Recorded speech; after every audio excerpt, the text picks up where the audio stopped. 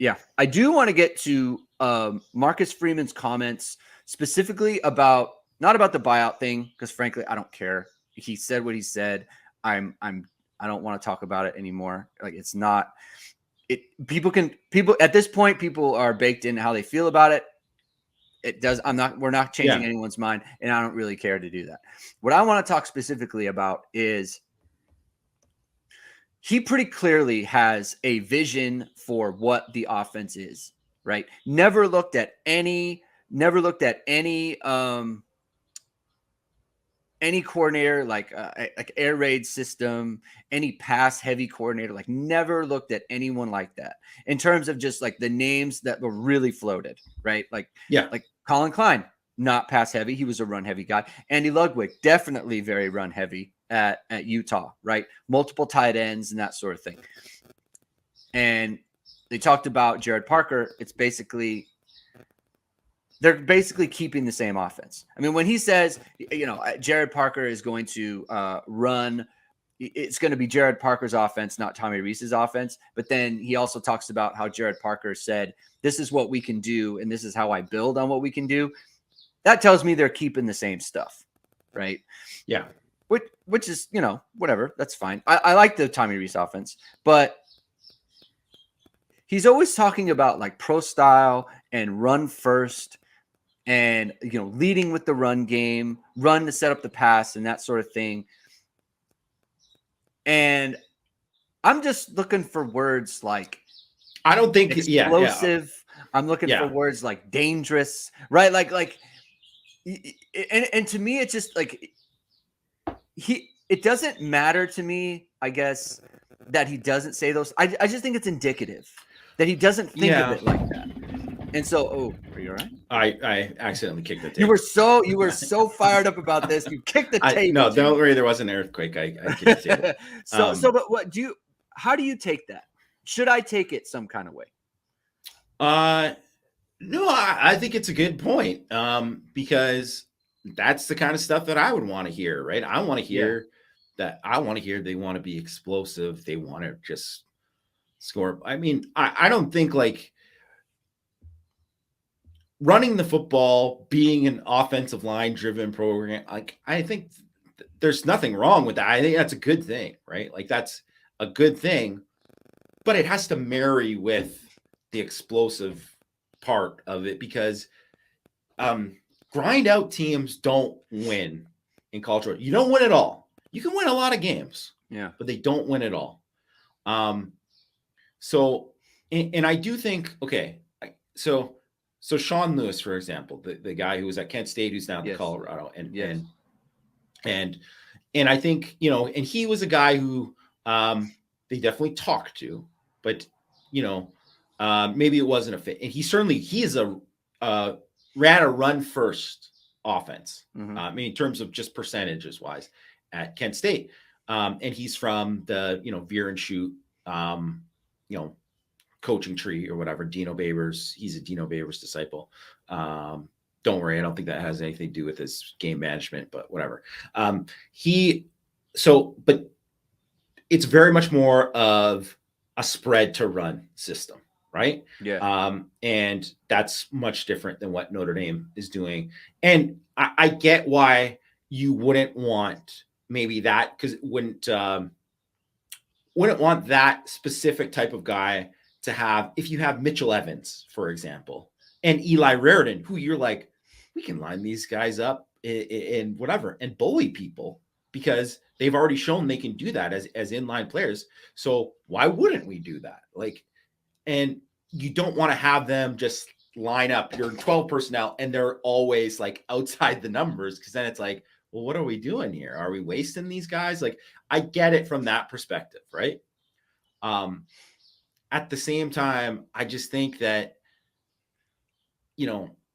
I hope a lot of it is based on this is the personnel that we have now and not what they're going to be 2 or 3 years from now. Because I look at, say, Tobias Merriweather, Braylon James, Jaden Greathouse, right?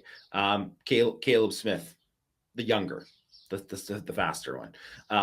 The freshman. Jeremiah Love, right? And then I look at if Cam Williams, right? And I look at that, and then hopefully they do well at wide receiver this year. Mm-hmm. And then I hope that it's like, well, look at our wide receiver room, and you change, you adapt to what you have yet, right? And I think that that is important. That's important because you know, it's good to lean into this is the strengths of the team now, but you don't want to have Tobias Merriweather and these guys. And I mean, obviously, Tobias Merriweather, unproven up to this point, right? But I think he can be a guy who's I think he can be a big play receiver for Notre Dame. Yeah. And you don't want to waste a guy like that and be like, you know what? We didn't really give him those opportunities. Or like say Chase Claypool in 2019. I mean, the best thing that they did that year, and I'll give them credit for it, is they were like, well, Chase Claypool's just basically unstoppable. If we run 4 verts with him and Cole Kmet on the same side and they don't double Chase, we're throwing it to him. And they did it, and he won like whatever, like 75% of the time. And that was great. And that was in Notre Dame. If you go back to it, they had one of the most explosive passing offenses in the country that year, primarily because of him. So that's what I don't know is if, and he's not going to say it in a press conference, are they going to change and adapt to that? Because I don't.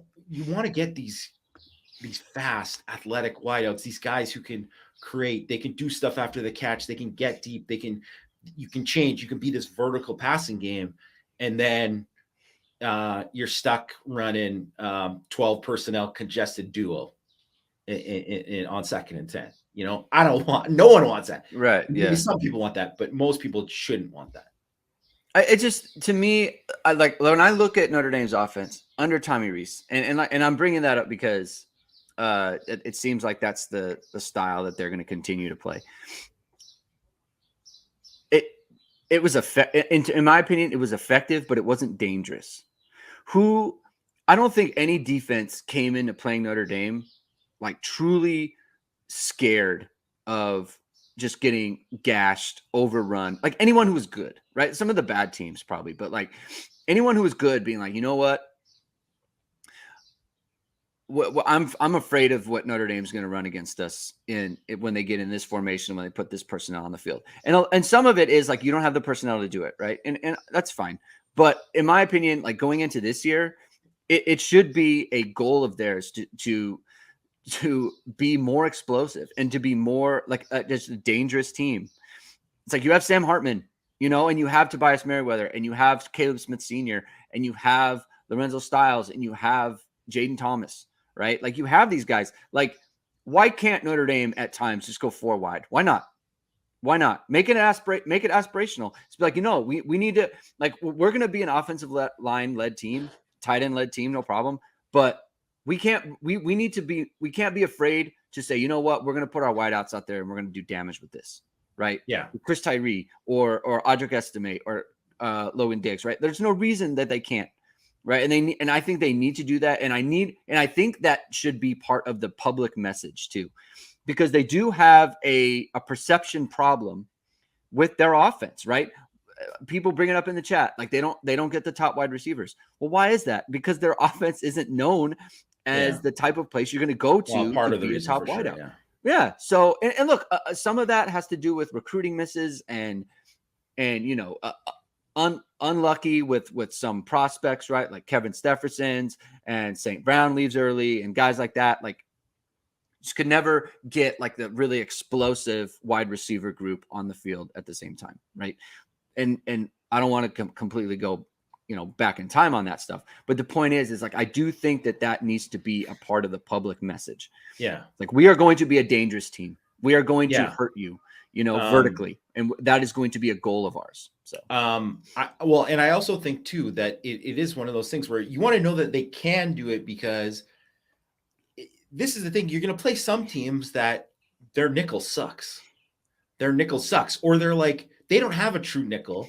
They just play like a linebacker there who shouldn't be out there, and you got to just be like, okay, well, now this guy has to cover Jaden Thomas, and you're going to exploit that like again and again and again, right? Like, you want to be able to say, like, we have these kind of guys, and we're going to attack you based on the weaknesses of your personnel, and not just, so you play into your strengths and you have an identity, but you also can adapt and morph into whoever you need to be to score 40 in a game, right? And that's what I think.